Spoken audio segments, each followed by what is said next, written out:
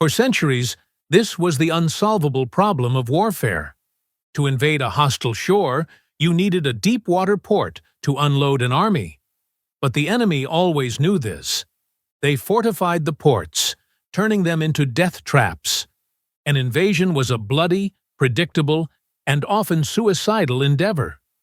In the 1940s, as America prepared to fight a global war across 2 oceans, the entire Allied strategy depended on solving this ancient riddle.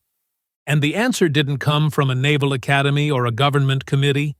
It came from a hard-drinking, loud-mouthed boat builder in New Orleans, and it was ugly as sin. It was officially designated the Landing Craft, Vehicle, Personnel, or LCVP. But to the millions of soldiers, sailors, and Marines who rode it into hell, it was known by the name of its creator, the Higgins Boat.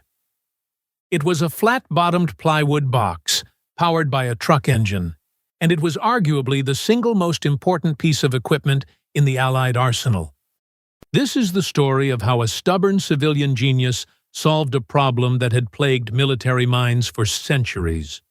We'll break down the impossible challenge of amphibious warfare, the brilliant simplicity of the boat's design, and how this one ugly invention became the key that unlocked Fortress Europe and made the D-Day invasion possible. To understand the genius of the Higgins boat, you first have to understand the nightmare of amphibious warfare. For centuries, the process was a disaster. You would sail your fleet as close to shore as possible, anchor, and then ferry men to the beach in small, slow, unprotected lifeboats or rowboats. This was fatally flawed. The soldiers were completely exposed during the long trip to the shore.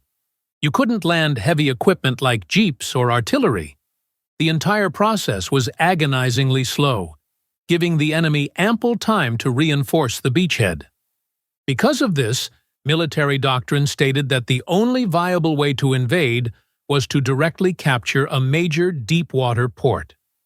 The Axis powers, particularly Germany, with its Atlantic Wall, based their entire defensive strategy on this assumption, heavily fortifying every port on the European coast. The man who would solve this problem was not a naval officer. He was Andrew Higgins, a brilliant, profane, and incredibly stubborn Irish-American boat builder from New Orleans. Higgins had no interest in military tradition.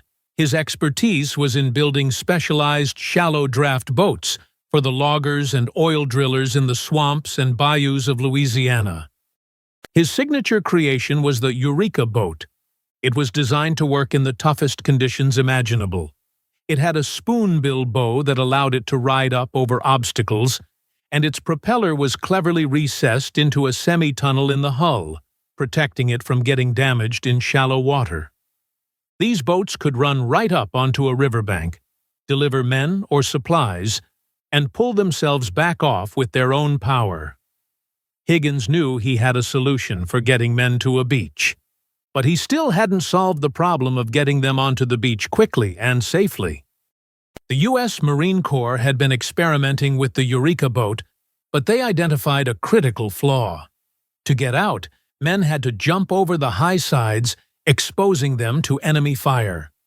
According to historical accounts, they showed Higgins a Japanese landing craft design that had one revolutionary feature: a ramp at the front.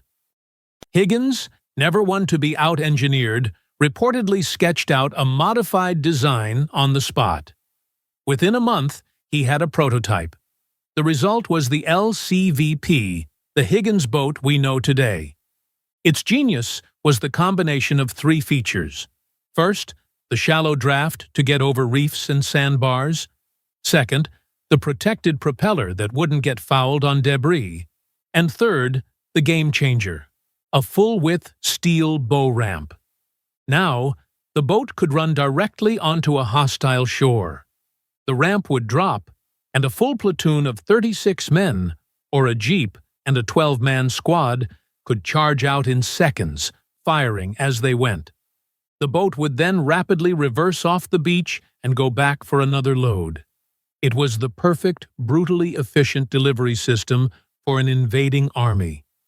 Once the design was perfected, Higgins turned his company into a manufacturing miracle.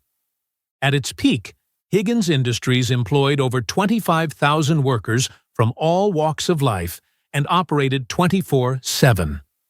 They weren't just building boats, they were forging the spearhead of the Allied invasion force. The numbers are staggering. Over 23,000 Higgins boats were built during the war. This industrial might had a profound effect on Allied strategy. Planners now knew they had a tool that could land a massive army almost anywhere. They were no longer restricted to attacking heavily defended ports. They could choose the time and place of their attack, selecting wide, open beaches that the enemy considered safe from a major invasion. Nowhere was the importance of the Higgins boat more evident than on June 6, 1944. The entire plan for Operation Overlord, the D-Day landings, was predicated on Andrew Higgins's invention, the strategy of landing over 150,000 men on the open, sandy beaches of Normandy would have been an impossible fantasy without the LCVP.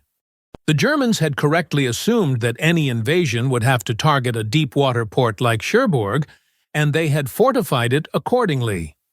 The Higgins boat allowed the Allies to completely bypass this death trap. It was the key that unlocked the beaches. Every American soldier who landed at Omaha and Utah, and a vast number of British and Canadians, were delivered to the shore in these plywood boats. After the war, Supreme Allied Commander Dwight D. Eisenhower was unequivocal. He called Andrew Higgins the man who won the war for us. It's a powerful statement, but it's not an exaggeration. The Higgins boat was a classic example of American ingenuity, a simple, rugged, mass-produced solution to a complex and deadly problem. It was the ugly, unglamorous boat that carried a generation of heroes to the shores of history and made victory possible. What do you think is the most underrated invention of World War II? Was it the Higgins boat or something else entirely? Let us know your thoughts in the comments below. We read everyone. If you appreciate these deep dives into the technology that shaped history, be sure to subscribe and hit the notification bell. Thank you for watching.